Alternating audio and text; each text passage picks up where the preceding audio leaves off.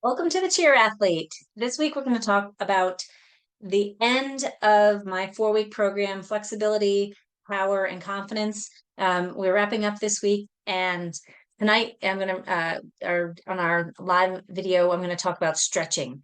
Welcome to the Cheer Athlete podcast, where we bring coaches, parents, and athletes expert tips and advice to help keep cheerleaders healthy, strong, and at the top of their game. Now let's go. Now, if you've been following me for a while, you know that I am not a supporter. It's not the right word either. I generally encourage you not to spend your time stretching because I think we as cheerleaders stretch too much. And that's all we emphasize. When somebody is looking to see what can my flyer do to have better heel stretches or a better scorpion or a scale, what do they need to do? And everyone tells them to stretch or strengthen their core. So this week I am going to talk about stretching because I do think stretching has its place. But stretching alone is not going to fix a problem. We need to have strength. We need mobility, which means being able to move actively on the person on their own, move through range of motion, ideally full range of motion, forward and back, side to side, and rotation, and be able to control that. Flexibility, you can just passively move, and anybody can be passively flexible. But if they can't control that, then they don't have the stability, and then they're wobbly up in the air. They bend their knee and their stretched legs so that they can reach for it better and grab it. And then that makes their bottom leg bend a little bit too. So everything kind of just flexes and it looks awful. But when we have control, when they can do that on the lying down on the ground, bring their leg up and the bottom leg stays straight, and they can bring it up on their own and grab their foot. And then they can do it when they're in standing and they can pull it up and grab their foot and they can stand tall and keep their posture erect and not be bending forward to grab it. And then they can maybe do it on an uneven surface, like a stunt stand, or I like Bosu balls, or a pillow even, and we use Airex at the office, something that gives them a little bit of wiggle, and they can do that and they can maintain it. Then they likely have the control to get up in the air. They may not have the strength yet. Most people I talk with don't think that flyers need to actually work on strength, but they need to be just as strong as the bases. They need to be pulling up. They need to be using their legs, and they need to be able to hold themselves up there and not make the bases do all the work. So in this 4-week program, we've talked about strength training and doing a good warm-up. That to me is the key to injury prevention, is making sure that we're ready to go. And why strength is important. And then tonight we're going to talk about stretching. One of the key pieces that we talked about at the very beginning of this course was to be able to know where your body is in space. And I think it's really important that we start to teach athletes and ourselves, to feel what we're feeling. Do we know that we have that contact on the ground? Do we know where our body is in space? And it doesn't mean that we have to just lock everything in, but we have to know what it feels like to lock in so that we can also let things relax. Everything is a balance. And when we're up in a stunt, yes, things have to be tight. We have to be pulled in. You have to hit your motion in just the right space. And you have to know where that space is, because someone up in a high V might think that back here is normal, but it's not. And they have to train to know, oh, no, I'm hyperextending, and where that positioning is. So starting to train what it feels like to feel a position on the ground will carry up over into the air as well. So let's dive into a little bit of stretching and why I do think it is important at the end of a workout or the end of a day. The research has shown that stretching will actually inhibit a muscle and make things weaker. Now, it doesn't last. It's not like you're going to, collapse and fall over, but it will inhibit a muscle. So when you are stretching as your warm up and you're just going home and stretching, you're actually making your muscles weaker. Then it's harder for you to stand and pull up and have that control. Okay. But it is important to do some stretching. And after a workout, you want to get things to kind of quiet down. Sometimes you just feel like you've worked things really hard. If you can get through and do a dynamic warm up again, or a dynamic cool down where you're slowly In the beginning, you might be moving a little bit more rapidly, but at the end, you might move slowly to stretch your adductors, your hamstrings, your hips, your calves. That will help to keep that mobility going, and continue to build strength and stability later down the road. So I'm not completely opposed to stretching, but I think that we need to remember it's not the end all be all.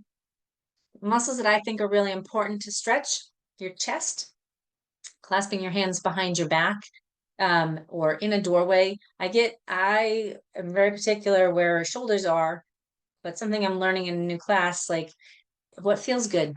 Can you feel it where you're supposed to feel it? Is it giving the desired effect? So use caution if you do a doorway stretch. I think it's important for us to stretch our quads, so foot to butt, hip flexors, kneeling and pulling your foot to your butt, and making sure we're not arching through our back. Your hamstrings, that's what people look at and we try to stretch the most, pulling your leg up to your chest. Making sure that, we keep our knees straight. Maybe sometimes we do some bending and straightening to move that, we'll go from straighten the leg to bend it. So one, that trains the body position. Two, it lubricates a joint and gets a joint moving, and you're moving in and out, so you're creating balance on either side. Crossing the ankle over the knee and pulling your knee to chest, called a figure 4 stretch. That's going to stretch the outer part of your hip. Stretching, bringing your knee to your opposite shoulder, that stretches in your external rotators and brings your, when you internally rotate your hip. Both are important if we want to be able to stand on one leg. We need them to be even. I like to do ankle circles at the end of a session, just kind of loosening things up. As you're pulling your toes back, you'll feel a stretch in your calf. You can also get up and stand up and do a calf stretch against a wall with your back toes pointing forward, or you could be on a stair. Depends on where you're at. There's a lot of different exercises for stretching out there. Get into pigeon. Do your splits at the end of practice. That's the time to really loosen things up and to let things kind of rest. And understand you will be a little bit weaker for a while, so don't go jumping at that time. That's the time to kind of quiet down. I think it's always a great idea to finish with some breathing exercises and get your core nice and stable after you've been doing a lot of stretching. So if you have the time, just lay there and do, like in yoga class, they do Shavasana, and it's really just calming the body down, letting things kind of relax, and allows your body to recover. We talk about recovery all the time. Stretching at the end of a workout or a practice will help with that recovery process. So this is all stuff I'm going to talk about in this 4-week flexibility, power, and confidence class. It was really a lot of fun to do this class and put it all together. There's exercise programs that go from warm-ups through tonight. They'll find some stretching, and different handouts. I think there's a lot of content in there. So if you're interested, just send me a message. I will be putting it on demand soon, and we'll have it up there, and hopefully just keep adding to it and building on the content in it. The live questions we're going to put off for a little while, but I'm sure I'll do this again live at another time down the road. So if you have questions, let me know, because that's what the intent of this program is for, is to answer your questions and help you to figure out what is needed in your life and your body, or your cheerleader's body, to help them feel better, move better, perform better, and reduce that injury all around. One other thing that we talked about, I mentioned before, the body awareness, something that I'm studying right now. It's a course called the Female Athlete. It's part 1. And what I'm getting a gist of, because I'm pretty much in the beginning of it, is really letting ourselves explore motion. So I have been very particular about how people are doing an exercise. If you're stretching your calf, your toe needs to point forward and your knee needs to be straight. But what if your foot turns out and you get a little bit deeper into a stretch, or you turn your foot in? And what I'm learning in this class is, like, it's okay that things aren't perfect as we're exercising. We can have an idea of what things should look like and how we should modify them. The key is, what does it feel like when we are doing an exercise? So if it's a stretch, does it feel like a stretch? Is it good? Is it bad? Can you get deeper into it? Is that good or bad? Always asking your athletes, hey, how does that feel? What does it feel like? If you're stretching, it should feel like a stretch. It shouldn't feel like you're going to rip off your hamstring and cut off the chicken leg and hand it to somebody else. You're going to go easy with it and make it be a nice stretch. Conversely, if you're lifting, are you feeling it in the muscles that you're working? Are you getting fatigue? Is it a good sensation? Do you have the stability there, or do you feel like you're wobbling all over the place? Sometimes that wobble is okay because it trains your body, and sometimes we need to back off and not push through something. So that's where body awareness comes in, and I think that's really important to train our athletes to know what it feels like when you're stretching. It should never hurt, and we might be able to adjust by changing our position. If it's hurting, with your foot turned out, maybe turning the foot in feels better. Maybe you'll get better stability with that too. And every person is different, and there's no right answer. We know what we want to see up in the air, and we want to have those positions solid, and we want all our heel stretches to look the same. But the way we get there may not be the same. We may need to play and adjust and get to know, what is the best position for me to get my stretch leg up in the air and keep my back leg nice and straight.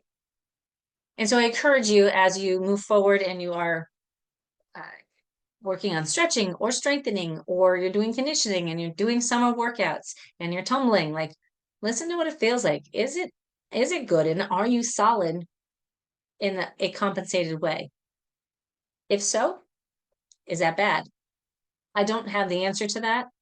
I can tell you that, you know, there's the least amount of tension when our body lines up and everything is stacked. And we're not there if we sit constantly with our head forward all the time, but we also aren't there when we keep our head back all the time. So finding a position that is comfortable, that creates the least amount of tension, sets our body up for the best mechanical advantage. If you've taken physics, you need, it's everything is a lever arm, and we need to have that balance between the two. One can be pushing, and if that's pushing too much, it's going to create friction, it's going to create irritation. But if we're balanced and we are able to move either way, I think life would feel better. But you have to test it and see what you feel like. There are ways to do exercises that maybe feel better, but maybe it's not wrong if your knee is going past your toe as you're lunging and maybe a little bit in. As long as it feels okay and you're solid when you do it, it may not be a bad thing. This is something I'm interested to hear what you have to think. So message me back. Have you been told by your therapist or your coach, like, it has to be just so, and it hurts when it's just so, or it doesn't feel right? If so, let me know, and like, see if that's something that you can play with to make it feel perfect for you, that makes it acceptable for the just so. That's it for this week's episode of the Cheer Athlete. If you are interested in any of my free guides, they are in the show notes. You can catch it at thecheerpt.com. The course will be up there soon also. And I'm offering a summer workout program. It's an 8-week program. And I plan to do this each quarter that will give you the tools and the exercises to do the work on your own. And if you have questions, to message me, but there you can get videos and you can get the written program so that you don't have to think about it. You don't have to show up at a specific training. You can do it on your own. And you can do it if you are at the beach or at home and at the gym. So if you're interested, please reach out and send me a message, just, at laura@moombetterllc.com, or find me on social media. That's probably the easiest. Just go send me a direct message and say, hey, I'm interested in the summer program. Tell me more, what's it about? And I will send you some information. So if you're interested, just reach out and we'll get that going for you.